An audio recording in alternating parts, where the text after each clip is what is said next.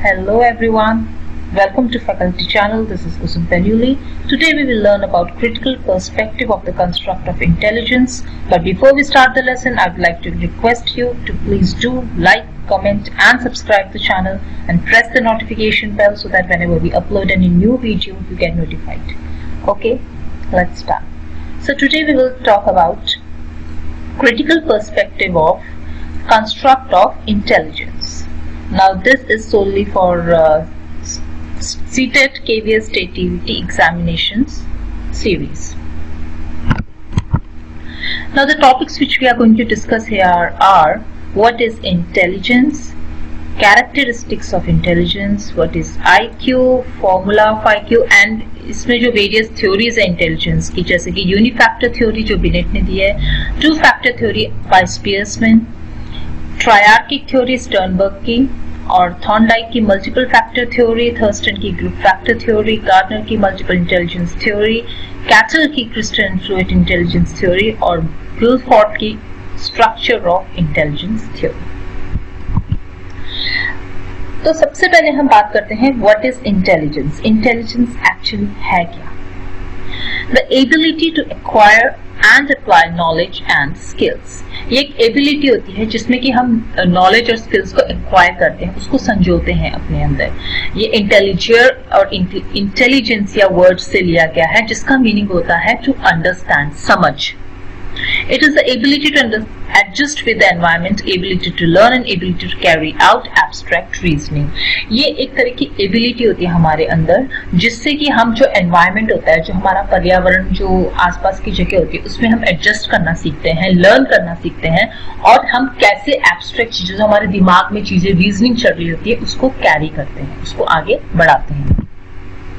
अब हम आते हैं कैरेक्टरिस्टिक्स ऑफ इंटेलिजेंस में। The ability to adapt, learn for daily life events and problem solving. इसके कैरेक्टरिस्टिक्स क्या होते हैं जो इंटेलिजेंस के? बोलते हैं हमारी जो एबिलिटी होती है, हम कैसे एनवायरनमेंट में अडैप्ट करें, कैसे उसको हम उसमें कैसे अडैप्ट करते हैं, लर्न करते हैं अपनी जो डेली लाइफ की चीजें होती है, इवेंट्स होती हैं और जो हमारी जो लाइफ में जो प्रॉब्लम्स आती है, कुछ किसी भी तरह की प्रॉब्लम्स उनको सॉल्व करते हैं।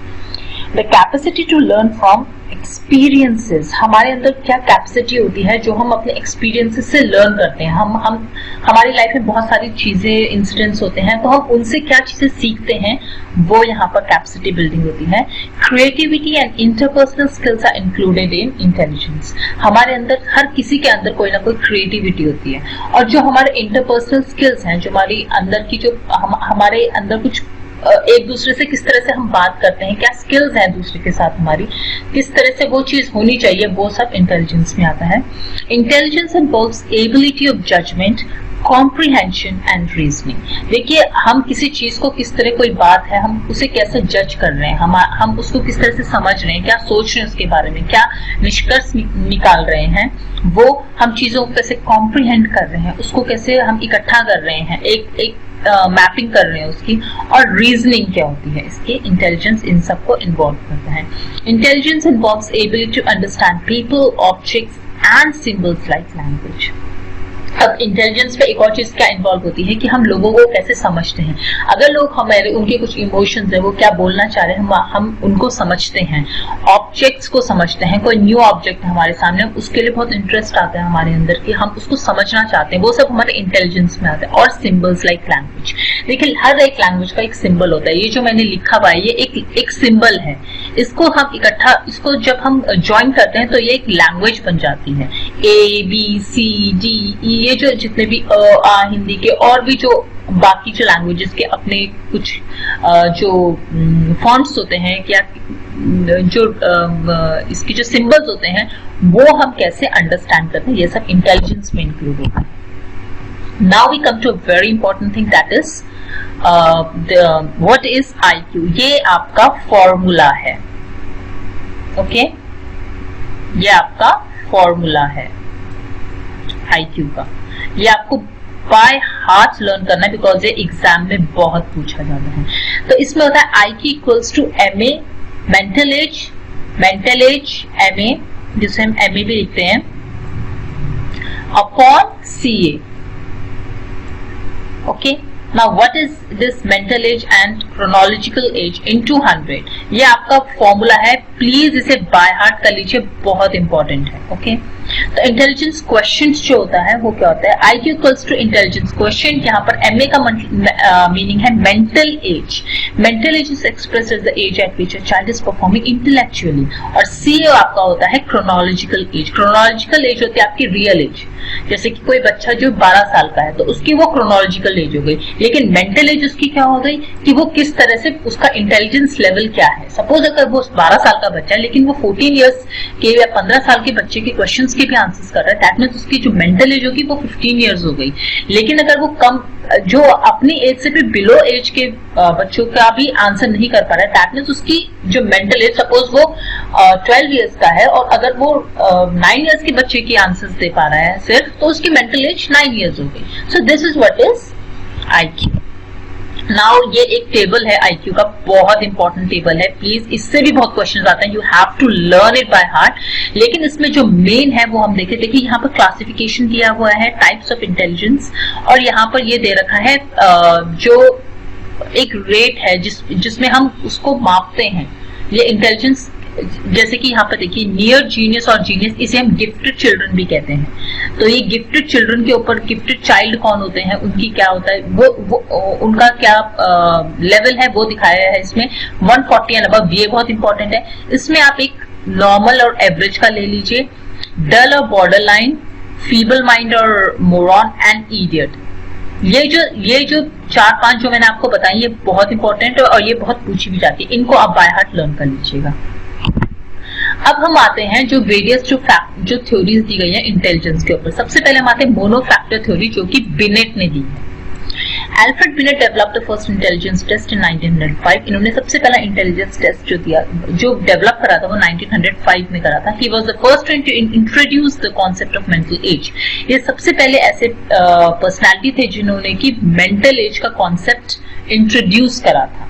According to a single factor or unifactor theory of intelligence, we have common sense of general factor of intelligence to apply in every task.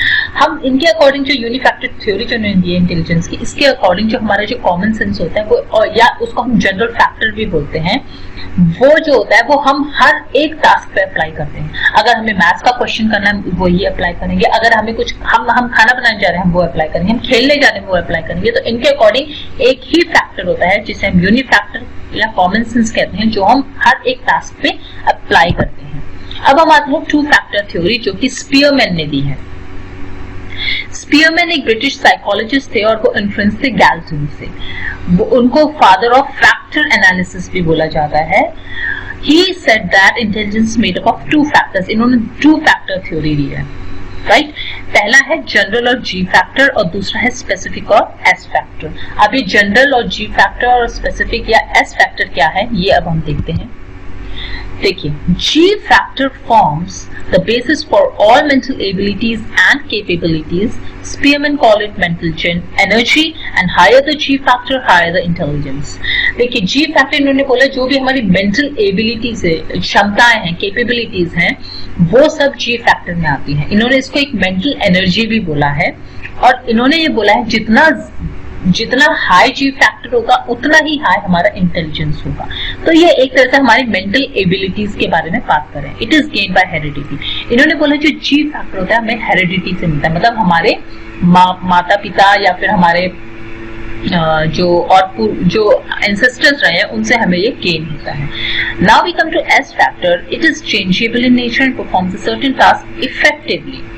जो एस फैक्टर होता है वो चेंजेबल, मतलब कि बदलता रहता है. नेचर उसका क्या होता है वो बदलता रहता है और ये हमें कोई सर्टेन टास्क जो मिलता है वो परफेक्टली इफेक्टिवली करने के लिए हेल्प करता है. For this one need some specific abilities. इस चीज के लिए किसी के अंदर कुछ स्पेसिफिक एबिलिटीज होनी चाहिए. जैसे कि अगर हम आपको गाना गाने के लिए बोलते हैं कि चलो गाना गाओ, लेकिन आपके अंदर वो एबिलिटी नहीं है, आप नहीं गा पा रहे हैं, तो आप क्या गाना गा लेंगे बहुत अच्छा? नहीं. तो आपके अंदर वो स्पेसिफिक एबिलिटीज होनी चाहिए. It is influenced by training and education. देखिए, अगर आपको प्रॉपर ट्रेनिंग मिलती है, एजुकेट होते हैं आप उस चीज के लिए. एक इंजीनियर क्या होता है, उसे एकदम से वो पहले से ऐसा तो नहीं बाय बर्थ उसको अंदर वो एबिलिटी है कि वो ब्रिज कैसे बना रहा है. नहीं, वो सीखता है, ट्रेन होता है, एजुकेट होता है इसके बारे में, तब जाके वो सीखता है इन सब चीजों को। ही believe that ji factor is more important then S factor. उनको ऐसे लगता था कि जो जी फैक्टर है दैट इज जो जनरल फैक्टर वो एस फैक्टर से ज्यादा इम्पोर्टेंट है। Now we come to triarchic theory, that is by Sternberg. Sternberg ने दी है ये theory. Triarchic theory means इसके नाम से ही पता चल रहा है कि तीन इसमें कुछ टाइप्स हैं, तीन टाइप्स ऑफ थ्योरी है। लेकिन वो क्या है आगे पढ़ते हैं। Based on information processing approaches which perceives intelligence as a process rather than as combination of factors. इन्होंने जो इंफॉर्मेशन को जो अप्रोच है उसको एक प्रोसेस बताया है। वो हमें जो इंटेलिजेंस होती है वो हमें प्रोसेस से मिलती है, हमें प्रोसेस से मिलती है, किसी फैक्टर्स के थ्रू नहीं मिलती है। इन्होंने इसकी ट्रायर्किक थ्योरी अपनी बुक बियॉन्ड आईक्यू में दी जो कि 1985 में पब्लिश हुई थी। बियॉन्ड आईक्यू ये स्टर्नबर्ग की बुक है, इसमें आप इस ट्रायर्किक थ्योरी के बारे में पढ़ सकते हैं। A person processes the information received from each component through a series of 5 steps. इन्होंने ये बताया है कि जो एक इंसान होता है वो जो इंफॉर्मेशन जो वो रिसीव करता है वो 5 स्टेप्स के थ्रू करता है। जैसे एनकोडिंग, जब उसको कोई इंफॉर्मेशन मिलती है वो इसको एनकोड करता है, वो एक डिकोडेड फॉर्म में होती है। जैसे कि जैसे आप देख सकते हैं ये मैंने लिखा है, ये यहाँ पर ये चीजें टाइप हो रखी हैं, तो ये एक डिकोडेड फॉर्म है। लेकिन जब आप इसको समझते हैं तो वो एनकोड करते हैं, उसको इन्फर करते हैं, मैपिंग करते हैं। मैपिंग मतलब उसको बैठाते हैं अपने दिमाग में, उसको अप्लाई करते हैं, जो इन्फॉर्मेशन आपको मिले उसे आप अप्लाई करते हो किसी चीज में और फिर उसका आप रिस्पॉन्स देखते हो। ये सब ये 5 स्टेप्स में इसको बताया गया है। ये प्रोसेस ये जो इन्फॉर्मेशन है इसका प्रोसेस जो है 5 स्टेप्स में होता है। अब ये कौन सी ट्रायर्किक थ्योरी में कौन से 3 टाइप्स हैं वो हम देख लेते हैं। ये है practical intelligence, creative intelligence and analytical intelligence. अब हम इसको आगे पढ़ते हैं डिटेल। एनालिटिकल इंटेलिजेंस क्या होता है? Academic problem solving, computation. जो हमारे एकेडमिक, हम स्कूल में जो हमें प्रॉब्लम होती है हम उसको सॉल्व करते हैं। जैसे पढ़ाई की कोई क्वेश्चन है उसको सॉल्व करते, तो वहां पर हमारा एनालिटिकल इंटेलिजेंस काम आता है। Then we come to creative intelligence. ये इमेजिनेटिव होता है एंड इनोवेटिव प्रॉब्लम सॉल्विंग में काम करता है। जो हमें कोई टास्क दे दिया है जिसमें कि हमें सपोज कोई क्राफ्ट दे दिया है, हमें दिखा दिया है कि देखो ये आपको ये तैयार करना है क्राफ्ट। ओके, नाउ हमें वो कैसे तैयार करना है उसमें हमारा क्रिएटिव इंटेलिजेंस यूज होता है। हम सोचते हैं ना, अच्छा ये ऐसे इसको ऐसे बनाएगा, इसको ऐसे घुमाएगा, इसे यहाँ से कट कर रहा होगा, ये सब चीजें हमारी क्रिएटिव इंटेलिजेंस है। Then we come to practical intelligence. इसमें हमने street smarts and common sense भी यूज होते हैं। सब देखो, कोई हम पढ़े लिखे हैं, ठीक है, हम सब एजुकेटेड हैं, लेकिन अगर हम देखें तो बाहर का बहुत से इलिटरेट अनएजुकेटेड लोग भी घूम रहे हैं, लेकिन क्या वो उनके अंदर कॉमन सेंस नहीं है? बिल्कुल है। वो भी तो अपने डेली के जो प्रॉब्लम्स हैं वो सॉल्व कर रहे हैं। तो वहां पर हमारा प्रैक्टिकल इंटेलिजेंस यूज होता है। मतलब कि हमने जितना भी पढ़ा है, जितना भी समझा है अपनी लाइफ में, तो हम उसे प्रैक्टिकली कैसे कर रहे हैं वो सब हमारा इसमें इंक्लूड होता है। तो आपको ये तीनों बहुत अच्छे से आपके analytical intelligence, creative intelligence and practical intelligence. Now we come to multiple factor theory by Thorndike. देखिए थॉर्नडाइक ने जो मल्टीपल फैक्टर थ्योरी दी है वो क्या है? मल्टीपल फैक्टर या एनार्किक थ्योरी भी इसको कहा जाता है। Thorndike believe that there was nothing like general ability. उन्होंने ये बोला था, जो हमने अभी से पहले वाली थ्योरी में पढ़ा था कि जनरल थ्योरी बहुत इंपॉर्टेंट होती है, लेकिन उन्होंने बोला कि जनरल थ्योरी नाम का कुछ होता ही नहीं है, कुछ नहीं होता general ability. Each mental ability requires an aggregate of different set of abilities. Common abilities are found in specific abilities. इन्होंने बोला है कि हर एक एबिलिटी, मेंटल एबिलिटी जो होती है वो एक डिफरेंट सेट होती है एबिलिटीज की, उसमें इंक्लूडेड होती है। और जो इन्होंने जनरल एबिलिटी जो पहले हमने बात करी थी वो इन्होंने स्पेसिफिक एबिलिटी में ही इंक्लूड करी है कि स्पेसिफिक एबिलिटी के अंदर ही आपकी कॉमन एबिलिटीज भी आती है। He found that all factors in intelligence represent a specific mental ability which are different from each other but associated to, like bricks. Oh, sorry, this is bricks. Okay, इसे bricks कर लीजिएगा, B-R-I-C-K-S, bricks.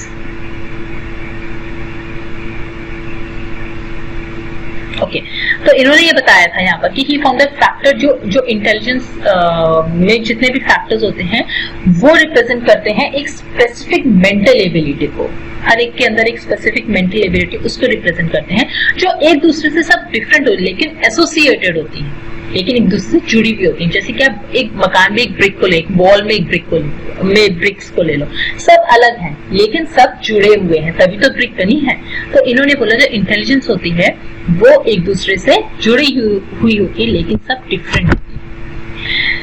Now he assumes that intelligence involves three mutually independent abilities as follows. इन्होंने तीन mutually जो independent abilities होती हैं वो बताई हैं। क्या है? Social intelligence, सबसे पहले आपका होता है social intelligence, the ability to communicate with people, understand and perform in social relations.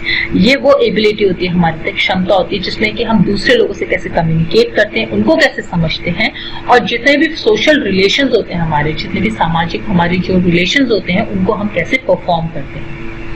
तब हमारी आती है concrete intelligence, the ability to effectively control your body and manipulate objects. देखिए कॉन्क्रीट इंटेलिजेंस में क्या होता है कि हम अपनी बॉडी, अगर हमें कोई टास्क दिया, कोई ऑब्जेक्ट हमारे सामने, हम उसको कैसे मैनिपुलेट करते हैं, लेकिन किसके थ्रू? अपनी बॉडी में कंट्रोल करके, राइट। कोई एक हमें अगर कोई पिरामिड बनाना है, सपोज क्लासेस का, थर्मोकॉल क्लासेस का अगर हमें पिरामिड बनाना है, तो उसमें ऐसे तो नहीं हम फटाफट रख रहे हैं बन जाएगा। No, we need to control our body, we need to control our body। तो हम उससे ऑब्जेक्ट्स को कैसे मैनिपुलेट करते हैं? अपनी बॉडी के कंट्रोल के through. Then comes abstract intelligence। Abstract intelligence में क्या है? It is the ability of verbal and symbolic thinking। जो हमारे अंदर जो एबिलिटी होती है वर्बल, मतलब हम बोल कैसे रहे हैं, कोई भी चीज सिंबॉलिक हमारे सामने है, सपोज जो हमारी माइंड में है कोई चीज, तो हम उसको किस तरह से डील कर रहे हैं, वो हमारा एब्स्ट्रैक्ट इंटेलिजेंस होता है। Now he distinguished the following four attributes of intelligence। इन्होंने चार attributes कौन से दिए इंटेलिजेंस के, देख लेते हैं। पहला आता है हमारा level, refers to the level of the difficulty of a task that can be solved। कोई भी टास्क होता है उसका लेवल क्या है डिफिकल्टी का। जैसे आपने वीडियो गेम्स देखे होंगे, उसमें दिखाते हैं ना difficulty level 1, difficulty level 2, difficulty level high, low, ये सब आते हैं। तो ये लेवल्स ऑफ डिफिकल्टी होती है। Then comes the range, refers to a number of tasks at any given degree of difficulty। कितने हमें टास्क्स दिए हुए हैं कि एक डिफिकल्टी के अंदर, ये सब वो इंसान बहुत अच्छे समझ सकता है जो कि गेम्स खेल रहा है। ओके, उनको जो वीडियो गेम्स में सब कुछ इंक्लूड होता है, जैसे refers to a number, कितने टास्क हैं एक डिफिकल्टी के अंदर, एक डिग्री ऑफ डिफिकल्टी के अंदर कौन कौन से टास्क दिए हैं। Then comes the area, refers to the total number of situations at each level to which the individual is able to respond। किसी एक लेवल के अंदर कितने सिचुएशंस दे रखी हैं, उसमें हम कैसे एक इंडिविजुअल रिस्पॉन्ड कर रहा है, वो आपका एरिया हो जाता है। And then last is your speed, that is refers to the rapidity to which we can respond to the items. हमारा स्पीड कितना है, किसी भी चीज को हमारे सामने टास्क रखा हुआ है तो उसको सॉल्व करने में हमारी क्या स्पीड है। जैसे कि आप जब आप क्वेश्चन सॉल्व करते हो तो आपकी स्पीड क्या होती है, उसे पढ़ने की, उसको समझने की, और फिर उस पर रिस्पॉन्ड, उसको आंसर देने की क्या स्पीड होती है। वो सब आपके एट्रीब्यूट्स होते हैं इंटेलिजेंस के, इनको लर्न कर लीजिएगा बहुत अच्छी। Now we come to group factor theory given by Lewis Thurston। Lewis Thurston was developed the group factor theory in the year 1937, saying that intelligence is a cluster of abilities। इन्होंने जो group factor theory दी है वो समझ में ऐसे ही आ रही है नाम से ही कि जो हमारे अंदर जो इंटेलिजेंस है वो एबिलिटीज, क्या क्या एबिलिटी, उसका क्लस्टर होता है इसका। These mental operations then constitute a group। उसके बाद ये जो सारे mental operations और mental abilities होती हैं, ये सब एक ग्रुप बनाती हैं। ऐसे ही एक ग्रुप, फिर और भी mental abilities, उनका अलग ग्रुप बनता है, सेकेंड ग्रुप, थर्ड ग्रुप। तो इन सब में अपनी अपनी एक यूनिफाइंग फैक्टर होता है हर एक ग्रुप का। ऐसे थर्ड ग्रुप का होगा, उसका अपना एक प्राइमरी फैक्टर होगा, यूनिफाइंग प्राइमरी फैक्टर, और फोर्थ ग्रुप होगा उसका अलग। तो ऐसे ऐसे करके ये चलता रहता है। Each of these primary factors is said to be relatively independent of others। हर एक प्राइमरी फैक्टर होता है वो दूसरे प्राइमरी फैक्टर से बिल्कुल अलग होता है, लेकिन रिलेटेड होता है। इंडिपेंडेंट होता है लेकिन रिलेटेड होता है। He pointed out that there are 7 primary mental abilities and later on added 2 more। उन्होंने 7 primary mental abilities दी थी और उसके बाद 2 और ऐड कर दी थी। चलिए देखते हैं वो क्या क्या है। सबसे पहली आपकी है verbal comprehension factor। verbal comprehension factor क्या होता है? This factor involves a person's ability to understand verbal material। जब कोई आपके सामने कोई चीज बोलता है तो आपके अंदर कितनी इंटेलिजेंस है उसको क्या एबिलिटी है उसको समझने की, और इसका हम इसको हम कैसे यूज कर सकते हैं. It is measured by test such as vocabulary and reading comprehension. जैसे आपके एग्जाम्स में क्वेश्चंस आते हैं ना वोकैबुलरी के ऊपर, इसका मीनिंग, इसका ये वर्ड है, इसका ऑपोजिट, इसका सिनोनिम, इसका एंटोनिम क्या होता है, राइट. और क्या होता है रीडिंग कॉम्प्रिहेंशन. आपके सामने रीडिंग कॉम्प्रिहेंशन दे देते हैं, उससे रिलेटेड क्वेश्चंस पूछते हैं. ये सब आपका वर्बल कॉम्प्रिहेंशन फैक्टर से मेजर हो सकता है. Then comes the verbal fluency factor. इसमें क्या होता है, this ability is involve in rapidly producing word, sentences and other verbal materials. जैसे कि आप किस तरह से किसी वर्ड को कैसे कितने स्पीड में आप उस चीज को प्रोड्यूस करें किसी वर्ड को. जैसे कई बार तो हम, जैसे मेरे ही कई बार ऐसे वीडियो में ऐसे, तो हम किस तरह से वो वर्ड हमारी जबान में आ रहा है, हमारे मुंह पे आ रहा है, तो वो सब इसमें इंक्लूडेड होता है. It is measured by test such as one that requires the examine to produce as many words as possible beginning with a particular letter in a short amount of time. कई बार ऐसा test आपको देते हैं कि चलिए हम आपको एक लेटर दे रहे हैं ए, अब इस पे आप कितने वर्ड्स बना सकते हैं, स्पीड में बताओ. तो ये टेस्ट जो होता है वो वर्बल फ्लुएंसी फैक्टर में होते हैं. Then comes your numerical factor. The ability is involved in rapid arithmetic computation and solving simple arithmetic problems होते हैं. जैसे कि मैथ्स में ये आपका मैथ्स के लिए आपके लिए ये यूजफुल होता है. जैसे कि आपको कोई मैथ्स के क्वेश्चंस दे दिए, कुछ problems they the, word problems होती है, वो सब आप कितने अच्छे से समझते हो, सॉल्व करते हो. Then comes your perpetual speed factor. This ability is involved in proofreading and in rapid recognition of letters and numbers. जैसे कोई आपके सामने कोई एक आर्टिकल लिखा है, अब आपको बोल दिया इसे प्रूफ रीड करो, इसमें कुछ गलतियां वो निकालो, या फिर क्या करेक्शन करना है, किसी भी तरह का कॉमा, पंक्चुएशन मार्क्स की कोई डिफिकल्टी है वो देखो. तो ये सब आपके परसेप्चुअल स्पीड फैक्टर में इंक्लूड होती है. Then comes your inductive reasoning factor. इसमें क्या होता है, इसमें जनरलाइजेशन की जरूरत होती है. Reasoning from specific to a general. इसमें एक स्पेसिफिक से आप जनरल की तरफ कैसे जाते हो वो चीज इंक्लूड है. It is measured by test such as letter series, number series and word classifications in which the examiner must indicate which of several words does not belong to the others. जैसे आपको कुछ इसमें क्या series दे देते हैं, जैसे बताते हैं ना ये दो, जैसे sun and light is related, sun and light is related, तो फिर आप बताओ इसी तरह से और क्या रिलेटेड होगा. कोई एक स्पेसिफिक अगर वाटर दे दिया तो उससे क्या रिलेटेड होगा, ऐसे वर्ड्स होगा. ये सब चीजें आपके इंडक्टिव रीजनिंग फैक्टर में, या फिर आपको जंबल वर्ड्स दे दिए, जंबल सेंटेंसेस दे दिए, उसे बोला एक प्रॉपर सेंटेंस में लगाओ, ये आपका इंडक्टिव रीजनिंग फैक्टर होता है. Then comes the spatial visualisation factor. इसमें क्या होता है, आपको शेप्स दे दी, रोटेशंस ऑफ ऑब्जेक्ट्स दे दिए और पजल्स दे दिया, ये सब आपको फिट करना पड़ता है. ये स्पेशियल विजुअलाइजेशन फैक्टर होता है. एग्जांपल के लिए जैसे कि आपको प्रेजेंटेशन दे दिया ज्योमेट्रिक फॉर्म का, राइट, और अदर ज्योमेट्रिक फॉर्म्स, उसका आपको प्रेजेंटेशन दे और आपको बोलना है इसे बताइए कि इसे प्रॉपर वे में कैसे आप इसको फिट करेंगे. इसमें क्या होता है, each of the forms that follows the first is either the same rotated by some rigid transformation और the mirror image of the first form in rotation. देखिए ये आपके जो आपके एप्टीट्यूड टेस्ट होते हैं इसमें बहुत आते हैं ये सब जो फैक्टर्स दे रखे हैं. इसमें जैसे कि आपको मिरर इमेज दे दी, फिर उसके बारे में बताया. एक सेकेंड, राइट. तो फिर स्पेशियल विजुअलाइजेशन फैक्टर में ये सब आपका इंक्लूड हो जाता है. Then comes the memory factor. देखिए मेमोरी फैक्टर भी बहुत इंपॉर्टेंट है. It means ability to recall and associate previously learn items effectively और मेमोराइज क्विकली. मेमोरी फैक्टर में क्या आ जाता है आपका कि आपने जो भी चीजें पहले नॉलेज आपको मिली है, आपने गैदर करी है, जो एजुकेशन ली है, उसको आप कितना मेमोराइज कर सकते हो, राइट. अब जो इन्होंने लास्ट में जो दो इंक्लूड करी थी वो थी deductive reasoning and problem solving ability factor. Deductive reasoning में आता है ability to use the generalised results correctly. आप इसमें क्या होता है कि जो भी आपने जनरलाइज जो आपने चीजें करी हुई है उसको आप कैसे एक एक करके यूज करते हो, वो आपका क्या हो जाता है, डिडक्टिव रीजनिंग में होता है. Then comes your problem solving ability factor. ये क्या है? Ability to solve problems independently. आप किसी भी प्रॉब्लम को independently कैसे solve करते हो without taking anybody's help. Now comes the multiple intelligence theory given by Howard Gardner.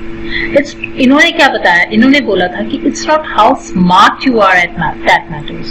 What really counts is how you are smart. इन्होंने बोला आप कितने स्मार्ट हो ये मैटर नहीं करता है, लेकिन आप स्मार्ट कैसे हुए हो ये बहुत मैटर करता है. He is an American cognitive psychologist. वो एक अमेरिकन कॉग्निटिव साइकोलॉजिस्ट थे. उन्होंने सबसे पहले मल्टीपल इंटेलिजेंस के बारे में अपनी बुक फ्रेम्स ऑफ माइंड में बात करी थी. He was influenced by Jean Piaget, Erikson and Bruner. उन्होंने इंटेलिजेंस को एक अलग ही मैनर में, एक अलग ही तरह से ऑब्जर्व करा था. He said that we have a myth that the only way to learn something is to read it in a textbook or hear a lecture. जैसे पहले होता था ना, पहले की टीचिंग कैसे होती थी कि बुक से पढ़ लिया, लेक्चर सुन लिया, लर्निंग होती थी. ये हमें ऐसे लगता था कि ये ही एक चीज होती है जिसके थ्रू हम लर्न कर सकते हैं. इन्होंने कहा नहीं, ये मिथ है, ये आपका भ्रम है. गार्डनर ने सजेस्ट करा था everything can be taught in more than one way. हर एक चीज को हम एक से ज्यादा तरह से समझा सकते हैं. जैसे आजकल देखो तो टीचर्स क्या करते हैं, कोई चीज बच्चे को एक तरह से समझ जाए तो वो एक दूसरा मेथड यूज करेंगे, उससे नहीं समझा तीसरा मेथड यूज करेंगे. तो हर एक टास्क को समझाने के लिए अलग अलग मेथड्स होते हैं. Now, according to this theory, people have many different ways of learning. उन्होंने बोला है कि इनकी थ्योरी के अकॉर्डिंग जो लोग होते हैं उनके पास कई अलग तरह के मेथड्स होते हैं लर्न करने के लिए. जैसे unlike traditional theories of intelligence focus on one single general intelligence, Gardner believed that people instead have multiple different ways of thinking and learning.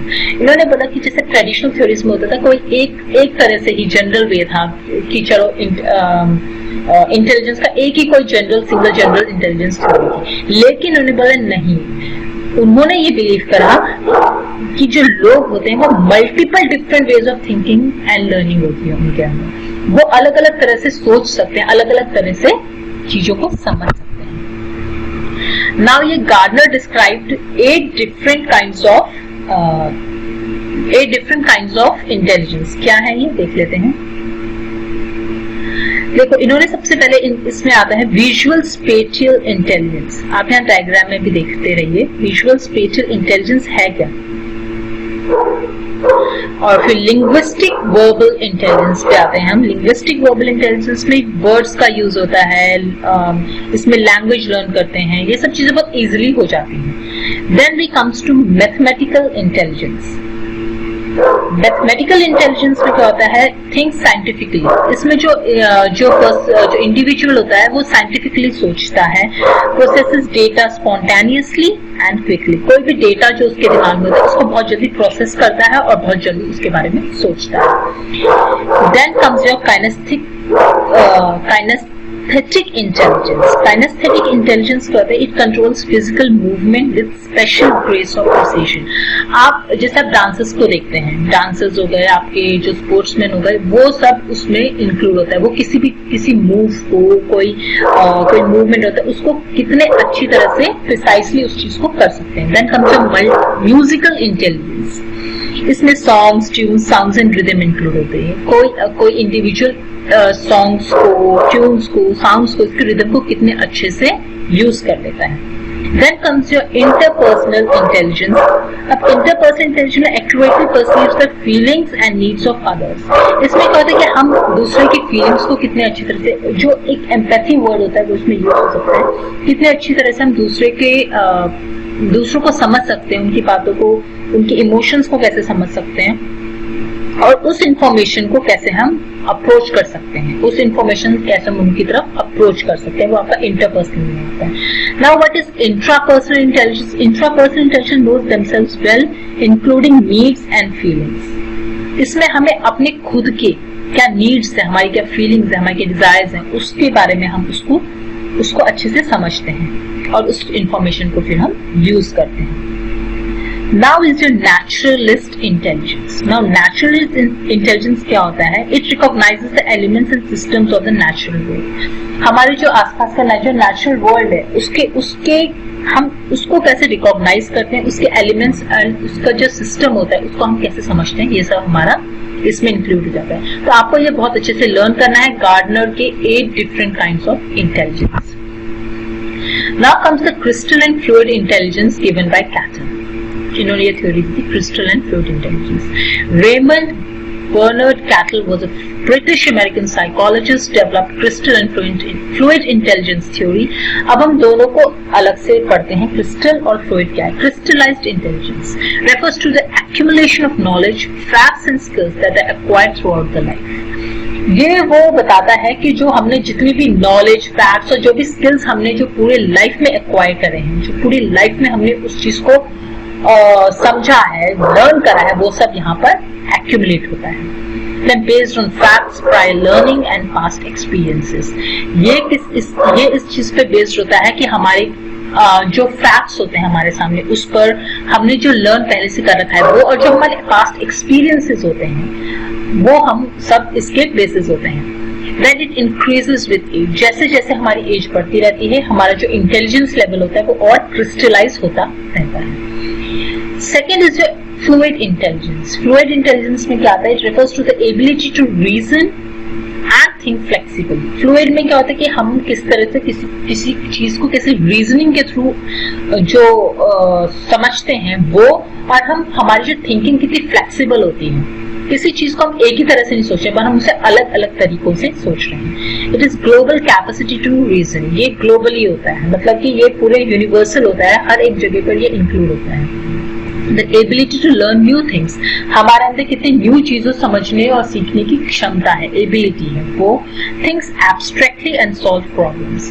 ये जो फ्लूइड इंटेलिजेंस होता है ये एब्स्ट्रैक्टली, मतलब इसको कंक्रीट चीज की जरूरत नहीं है कि सामने रखी हुई चीज के बारे में इसके सामने कोई प्रॉब्लम दिखाई दे रही है, वो नहीं। वो इंटेलिजेंस अपना एब्स्ट्रैक्ट थिंकिंग यूज करता है और तब प्रॉब्लम्स को सॉल्व करता है। देखिए ये दोनों क्रिस्टलाइज्ड और फ्लूइड इंटेलिजेंस के बारे में बताया हुआ है, ये एक बार आप देख लीजिएगा। Then comes the structure of intelligence by Guilford, SOI इसे कहते हैं, शॉर्ट में SOI भी कहते हैं, structure of intelligence. Joy Paul Guilford was an American psychologist, वो एक अमेरिकन साइकोलॉजिस्ट थे, इनका पूरा नाम है। He distinguished between convergent and divergent thinking, मतलब कि इन्होंने जो कन्वर्जेंट और डाइवर्जेंट थिंकिंग करती। कन्वर्जेंट होता है कि जब हम किसी चीज को समझते हैं उसको कन्वर्ज करते हैं, इकट्ठा करते हैं उस चीज को। फिर डाइवर्जेंट के हम उस ही नॉलेज को हम किस तरह से अलग अलग प्रॉब्लम्स में डाइवर्ज कर रहे हैं, अलग अलग प्रॉब्लम्स में उस चीज को बांट रहे हैं कि ये प्रॉब्लम इस तरह से सॉल्व होगी, ये प्रॉब्लम इस तरह से सॉल्व होगी, ये इस तरह से, उसको एक डाइवर्जेंट रूल दे रहे। इन्होंने इस चीज को डिस्टिंग्विश किया। He proposed 3 necessary dimensions for accurate description. उन्हें 3 dimensions दिए थे accurate describe करने के लिए इस चीज को। पहला है operations, फिर है content and फिर है product। इसका एक बहुत ही अच्छा मॉडल है जो मैं आपको दिखाने वाली हूँ नेक्स्ट स्लाइड में। देखिए स्ट्रक्चर ऑफ इंटेलिजेंस का मॉडल है जो कि आपको गिलफोर्ड ने दिया था। ये आपको बहुत अच्छी तरह से अपने माइंड में बिठाना है। देखिए ये प्रोडक्ट्स का है, इसमें आपके यूनिट्स इंक्लूड हो जाते हैं, फिर आपके क्लासेस इंक्लूड हो जाते हैं, रिलेशंस हो गए, सिस्टम्स हो गए, ट्रांसफॉर्मेशन, इम्प्लीकेशंस, और ऑपरेशंस में आपका इवैल्यूएशन, कोई भी चीज को कैसे ऑपरेट कर रहे हैं, convergent production, divergent production, then your memory, cognition, आपका इंटेलिजेंस, और कंटेंट्स में आपका आता है फिगुरल मीन्स फिगर में होता है, सिंबल में होता है, सिमेंटिक होता है या बिहेवियरल।